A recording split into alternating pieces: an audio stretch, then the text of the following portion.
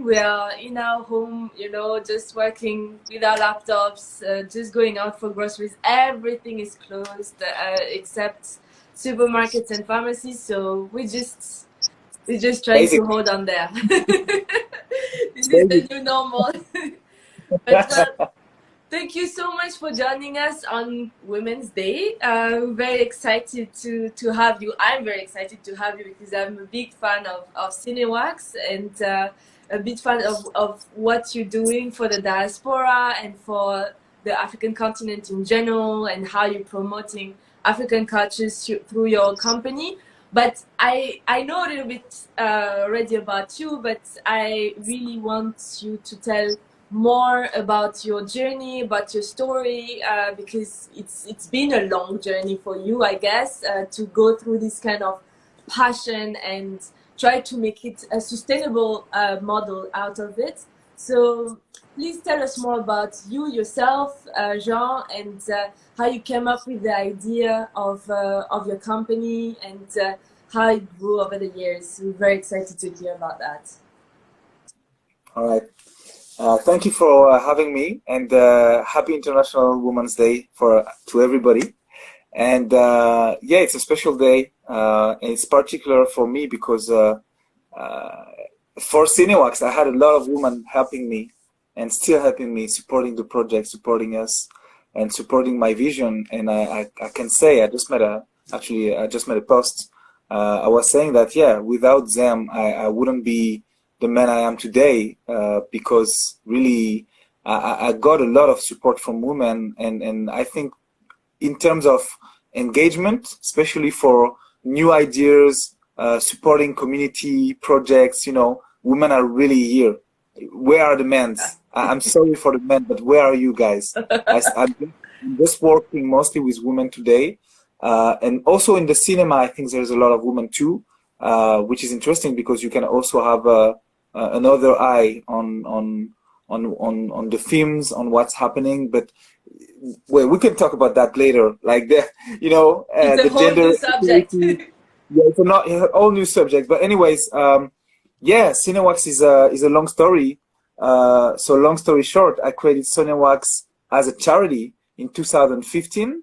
I am French and Senegalese, so the core of the project was to promote African cultures through cinema. And basically, I started doing events in France, in Paris region, and we started with festivals, cine clubs, film premieres, and for 3 years, like 2015 to 2018, we did more than 100 events. We also did some events in Senegal, and basically after 3 years, we realized that maybe physical events, screenings in film house wasn't enough, and that we needed more. We needed to extend the visibility of African movies. So we came up with the idea of making an online film festival. So that's when the online African Film Festival came, and I think you saw it, yeah. And we did 3 editions of the festival. It was 1 month format.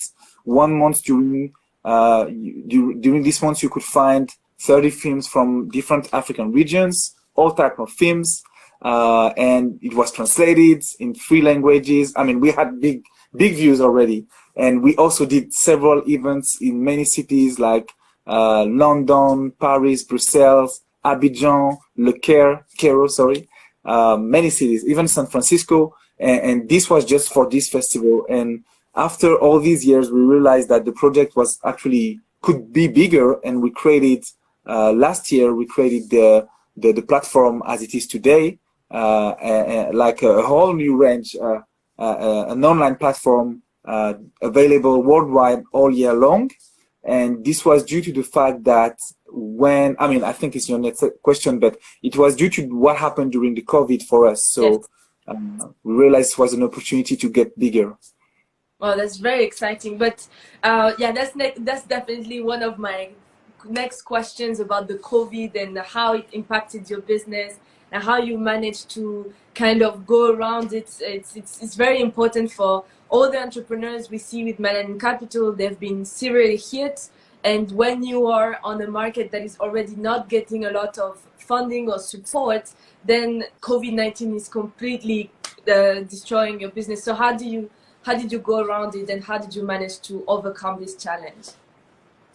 Yeah, I have to say, first of all, we are a charity, so we are trying to find our way to, you know, implementing this company thing, but we are not a company yet. So it's important for people to understand what's happening right now. We have 60 volunteers all across 10 countries that are working for the platform. And so back in the days in 2020, what happened is we just had closed our festival of 2019, the Online African Film Festival. December, we closed it, and we had 1,000 people in 35 countries connected to the platform. And so basically what happens is that we were preparing 2020, seeing what we're going to do, and preparing the next events, because we were still doing events. And what happened is the COVID hit, and we couldn't do any events. It was closed. It was just definitive. And we didn't know when it was going back. And you can see that up until now, we cannot do any events in cinema. So it really shut down all our opportunities of making film events physically. And basically we said, okay, why not try to reopen the platform for a month at the festival and make like a reopening. And that's what happened in April 2020. And we came from 1,000 people to 12,000 people in over 1 month. 12,000 people, yeah.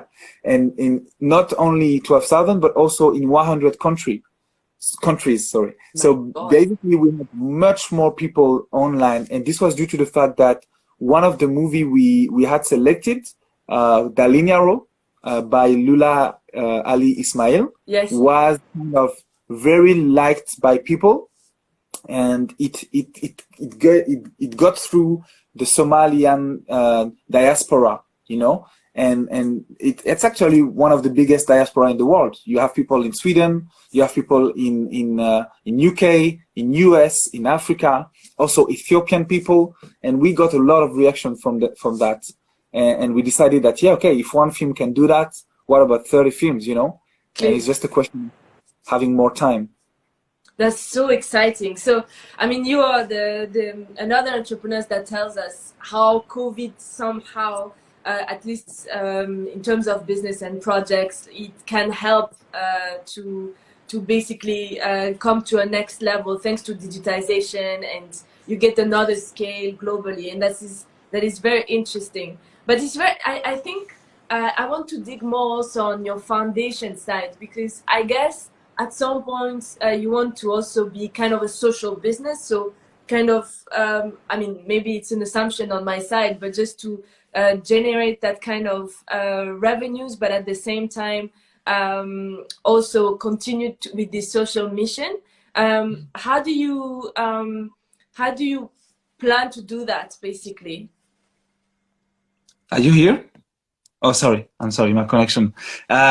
So social business, yeah, I think, you know, I come back from 5 years of charity, and 5 years of finding ourselves as and our activities, and how do I maintain the activities. So of course at the beginning it's a lot of money that you put yourself. Exactly. So you have to pay for your own events, you have to pay for your own communication, even you have to pay people sometimes. I mean, you make a lot of mistakes. So for me, a charity is like a company at the beginning, maybe with less charges, but you still pay things. And basically you have to be smart and not spend too much money because you're passionate about it and you just want to make it happen.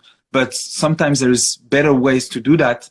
And also you need time to be able to find what's working for you, to find your audience, to find the movies that the audience will like. And this is a work of 5 years, you know. So I think mainly we came back from events. And for me, the best experience was festivals. And it's still, I love festival. I love making film programming. I love also making people discover new movies, even smaller films, indie movies that people don't know about, especially in African, you know, the African movies, A lot of African movies are indie movies, you know, small production budget, not a lot of marketing, so you don't know about them. And there are, a lot of them are amazing, and that's why I think it's important to have these kind of moments where you sit in front of the big screen and watch the film. So how do you make a festival viable? How do you make sure the festival does not rely on subsidies or grants? Because this is the reality of it. You can see that now a lot of festivals have shut down because they are not digitalized, because they were supported by subsidies, state subsidies, by grants, or even by company support, you know, yeah, sponsorship. So how do you find your own model and not depend, not rely on the sponsorships and subsidies? This was the situation we got, because basically back in 2015 you had no help, zero subsidies for African movies, a little sponsorships for African films. If you go into certain companies, that some people for value matters, you don't want to go there because corruption and a lot of things, you know, you don't want to go there. And so what do? You rely on the spectators, you rely on the people and the community. And I would say it's word of mouth business at the beginning, if you speak in terms of business.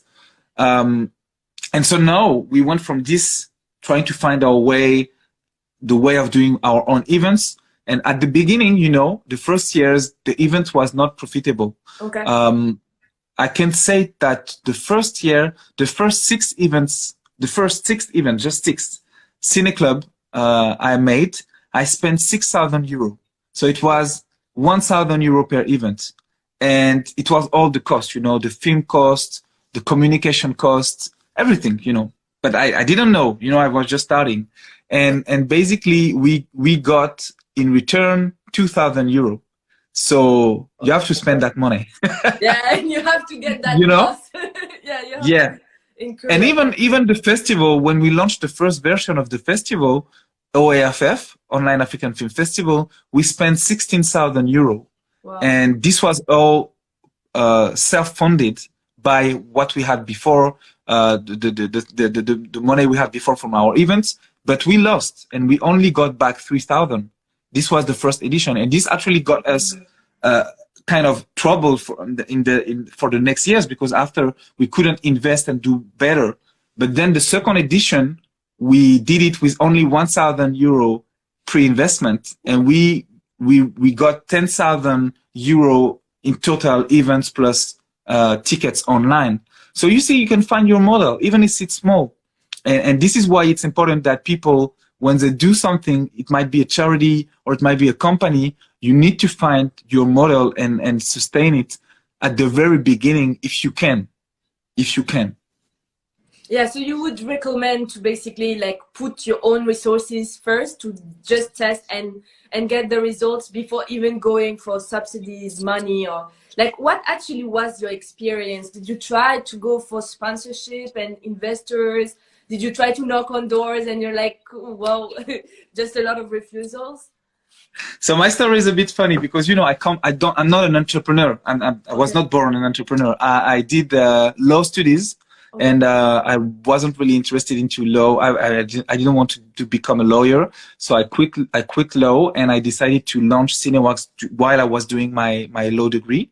And basically, what happens is that I had a lot of experience in events, welcoming. You know, when you welcome people and you do the catering, etc.